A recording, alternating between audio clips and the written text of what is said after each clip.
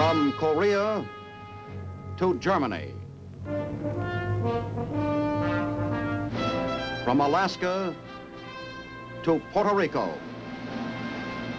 All over the world, the men and women of your Army are on the alert to defend our nation, you, the American people, against aggression. This is the big picture.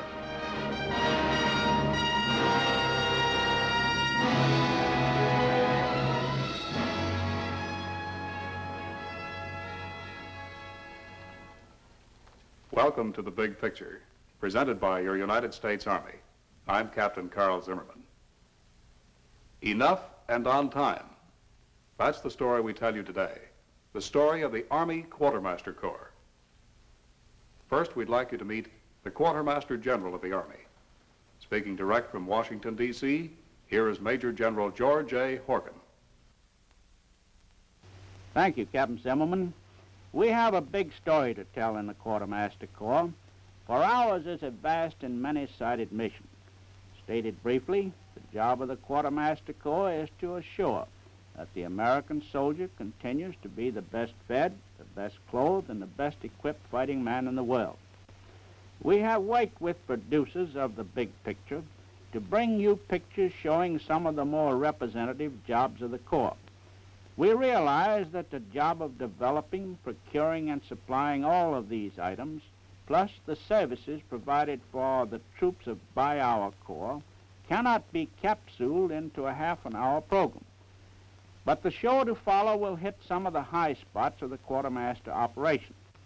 I sincerely hope that the highlights of Quartermaster operations to be shown here will serve to alleviate any qualms felt by the wives, mothers, fathers, and other relatives of our fighting men about the food, clothing, equipment, and treatment they receive as a part of our national defense team. And now, here is your Quartermaster Corps. You can bet there's quite a difference between cooking in your Army and cooking at home. The problem here is not just to please Pop and the kids, but a matter of satisfying 1 million different appetites. That means over 10 million pounds of victuals every 24 hours, since 5 pounds of food are required daily for each soldier. Now, putting that much food on a platter so it looks and tastes good and pleases everybody takes a heap of planning. Take the meal that's being served today. It doesn't just happen this way. Your Army started to plan this menu about 8 or 9 months ago. One of the first steps of planning is to find out what's good to eat. In Chicago, the heart of the nation's food production belt, your Army Quartermaster Corps runs continuous tests on food and menus to make sure they're palatable as well as practical. A modern approach to a balanced diet has replaced the less scientific standards of earlier days. Today, everything new in Army rations, from a brand of peaches to a new cake recipe, goes through scientific trial. These cooking experts are trying out a new way to make dressing to go with roast chicken. Looks good, but that's not enough.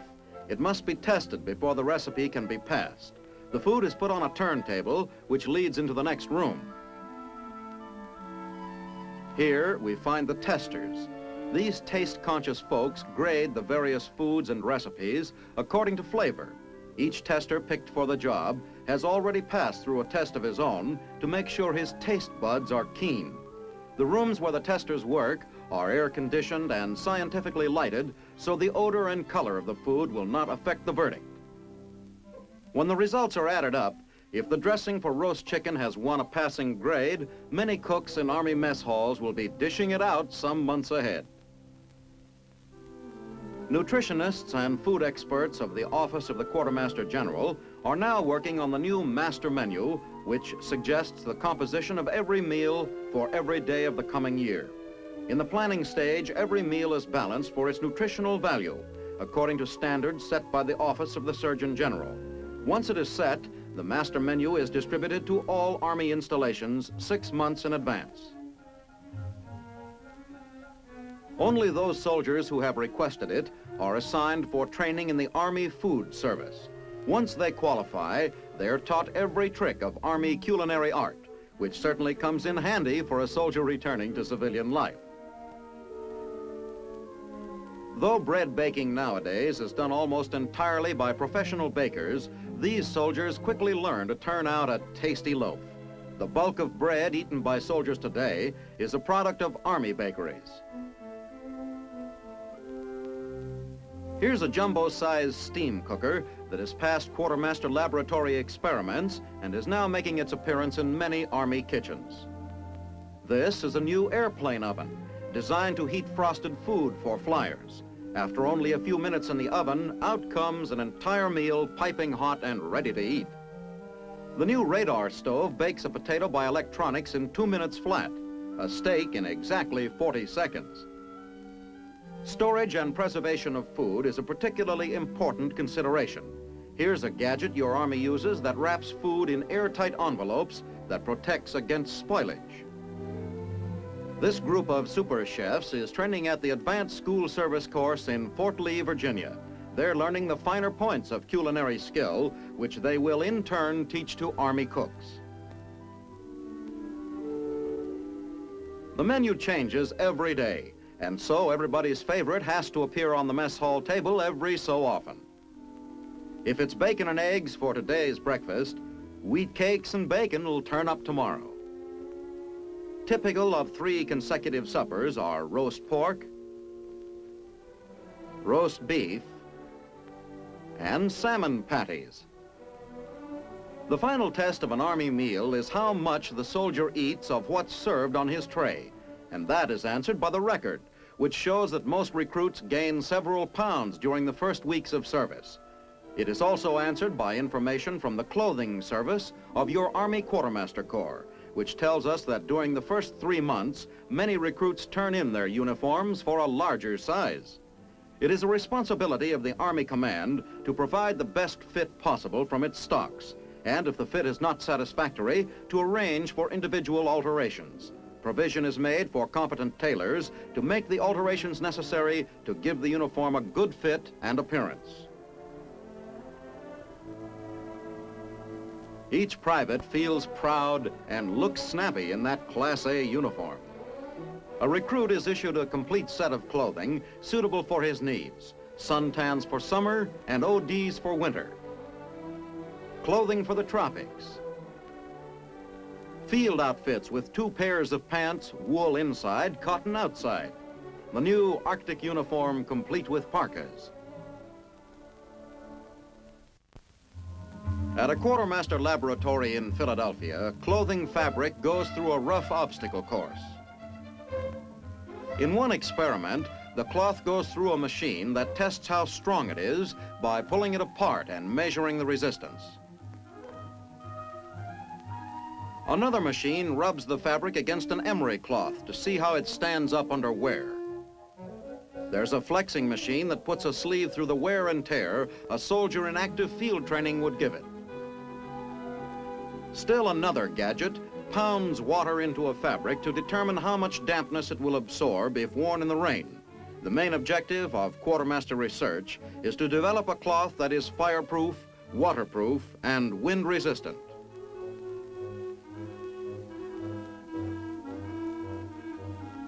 At the Climatic Research Laboratory in Lawrence, Massachusetts, a group of volunteer guinea pig soldiers wear the uniforms under all sorts of tests for their durability and protectiveness. Some march in a room where the temperature has been dropped as far down as 60 below zero. Under their uniforms, the volunteers wear thermocoupled harnesses to measure body temperatures at every point. No matter what the temperature of the atmosphere may be, the human body must stay at about 98.6 degrees. If not, the man won't be on his feet for long. When the ultraviolet and infrared lamps in the hot chamber go on, the temperature zooms to as high as 130 above zero. Jungle clothing should afford protection against vegetation and insects, and yet permit cooling by allowing body moisture to evaporate. At the Quartermaster Testing Station at Fort Lee, Virginia, soldiers try out clothes for rainy weather. For a really grueling test, Quartermaster has an obstacle course rigged up with rain machines. The rainfall can be adjusted from a drizzle to a downpour, so the shrink resistance of new materials can be studied. One of the items given special care in testing is footwear. Combat boots must take plenty rough wear. Your Army supplies a variety of shoes for different climates and activities, ranging from the low quarter tans to shoe packs. Quartermaster research in leather assures foot comfort and a perfect fit for each soldier.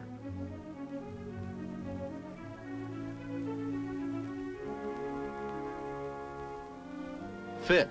Now that's quite an undertaking. When you have millions of men to clothe, the human body comes in a surprising number of shapes and sizes. Your Army has to figure pretty far ahead to have the right size for every soldier at the right place and time. The right fit not only enhances the soldier's appearance, but it also prolongs the life of the clothing.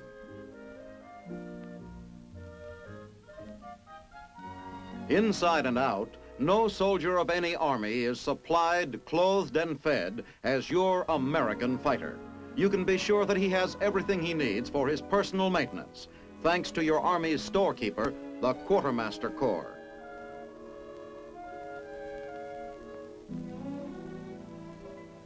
Again, we point to Korea as an example of how our Army is doing its job today. With us on the big picture are two officers of the Army Quartermaster Corps, Colonel Russell K. Kuhns, who was with the 8th Army in Korea as Deputy Quartermaster, and Captain Cecil W. Hospelhorn, who was with an aerial supply company in Korea. Well, Colonel, we'd like to ask you a question first. How was the food in Korea? I think the food in Korea was very, very good. As a matter of fact, I'll go as far as to say that the American soldier and the United Nations soldier now fighting in Korea are the best fed soldiers in the history of combat operations. How did the quartermaster make this possible? Initially, we were only able to supply canned rations, such as corned beef hash, corned beef, and the well-known Spam. Since that time, however, with refrigerated warehouse space being made available to us, we are now able to furnish what we call A rations, which are fresh fruits and vegetables, fresh meats, such as frozen beef, pork, ham, chicken, turkey, and we're also supplying fresh fruits and fresh vegetables which are grown in Japan in the chemical farms there and flown daily to Korea. Well, that sounds like the food situation is well taken care of, Colonel. How about clothing and equipment? There's no doubt about it that the American soldier is the best dressed and the best equipped soldier in the world.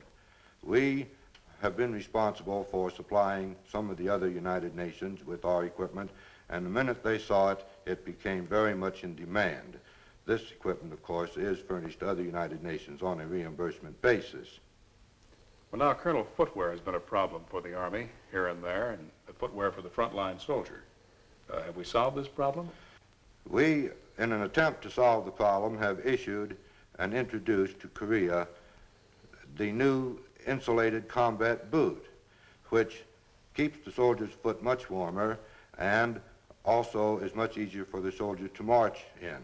Talking about winter clothing, we started on the 1951 winter clothing program long before the 1950 winter was over.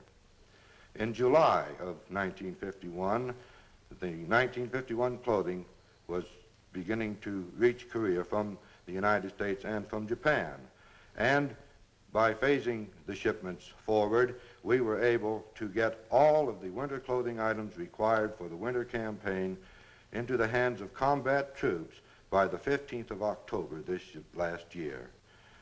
We even used Captain Hospelhorn's unit in delivering some of the items. And that unit that you're talking about now is the 81st Quartermaster Aerial Supply Company, wasn't it, Colonel? That's right. And Captain Hospelhorn, you can tell us about that. What was the mission of this company?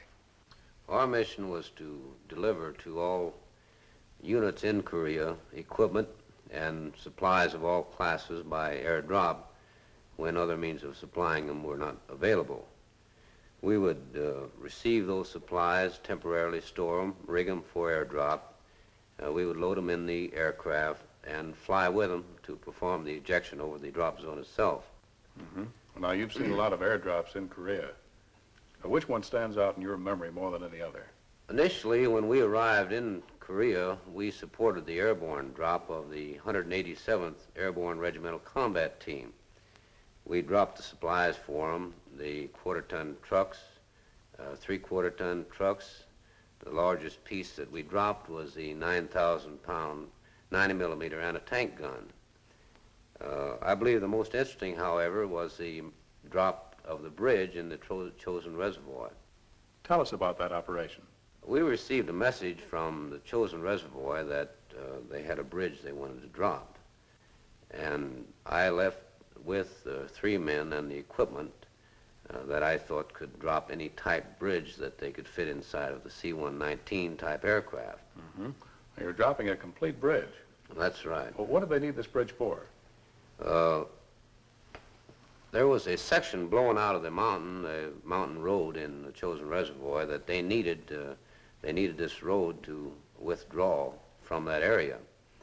That was the only withdrawal route that they had at that time. Mm-hmm. Now, how did you make this drop? The bridge itself was an M2 treadway, we found out after we arrived in that area. It was in 8 sections, each section weighing approximately 4,000 to 4,500 pounds, some 18 foot long. We decided that we would drop them individually in sections from 8 aircraft. The total weight, of course, being some 32,000 pounds. That's throwing a lot of stuff in the air. That's a lot of bridge. They got the bridge okay, did they? They got the bridge, and I understand they left that area over that withdrawal route in about 24 hours. Good. Well, Captain Hospelhorn, now let's watch through the eyes of our Signal Corps cameraman, aerial supply in action. A battle is being fought. Our men are pushing ahead sure and fast. It looks like we're ready to chalk up another victory. But wait, something's happened. This gun isn't firing anymore.